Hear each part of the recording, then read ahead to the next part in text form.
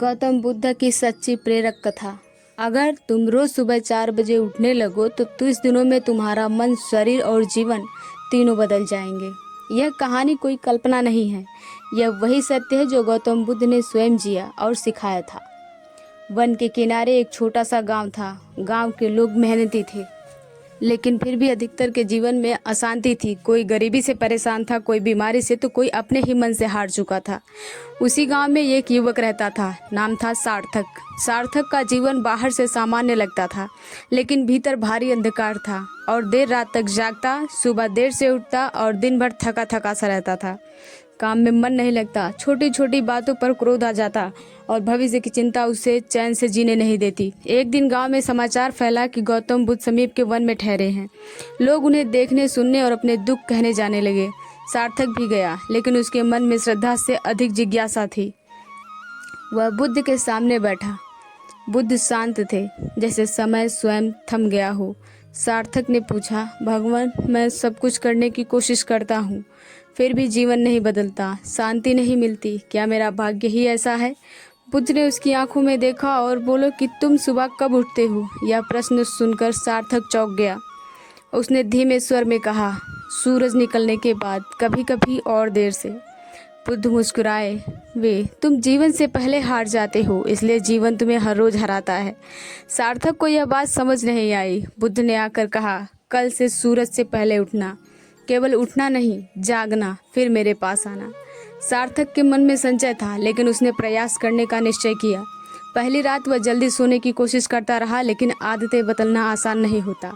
किसी तरह नींद आई। जब सुबह अंधेरा हुआ, पक्षी भी शांत थे, तब उसकी आंख खुली। मन ने कहा, अभी बहुत समय है, लेकिन बुद्ध के शब्द याद आए। वह उठ बैठा। चारों ओर गहरा सन्नाटा था, हवा ठंडी थी, आकाश साफ था। उसे लगा जैसे संसार रुका हुआ है।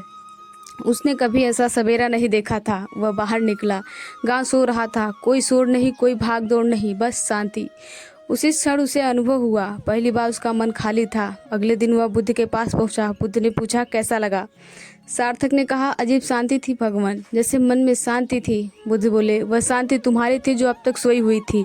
दिन बीतते गए। सार्थक रोज दिन में 4 बजे उठने लगा। शुरू में शरीर विरोध करता, लेकिन धीरे धीरे मन साथ देने लगा। वह उस समय नदी किनारे बैठता और सांसों को महसूस करता, मौन में रहता।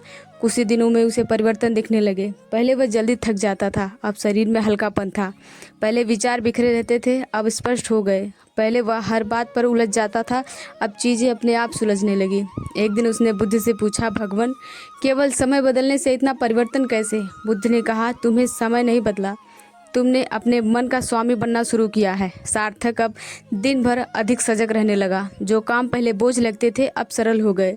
लोग भी उसके व्यवहार में बदलाव देखने लगे। गांव के लोग पूछने लगे, तुम्हारे भीतर इतनी शांति कैसे? सार्थक बस मुस्कुरा देता। एक सुबह बुद्ध के साथ टहल रहा था।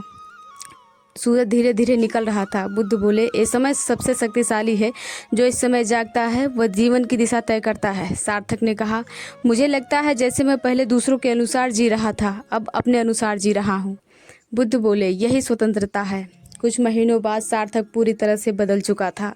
उसका स्वास्थ्य सुधर चुका था, मन स्थिर था और चेहरे पर संतोष था। वह अब किसी से जलता नहीं, किसी से डरता नहीं। एक दिन उसने अंतिम प्रश्न पूछा, भगवान, क्या हर व्यक्ति ऐसा कर सकता है? बुद्ध ने उत्तर दिया, जो यह मान ले कि उसका जीवन उसके हाथ में है, वही कर सकता है। उस दिन सार्थक को जीवन का सबसे बड़ा सत्य समझ आया।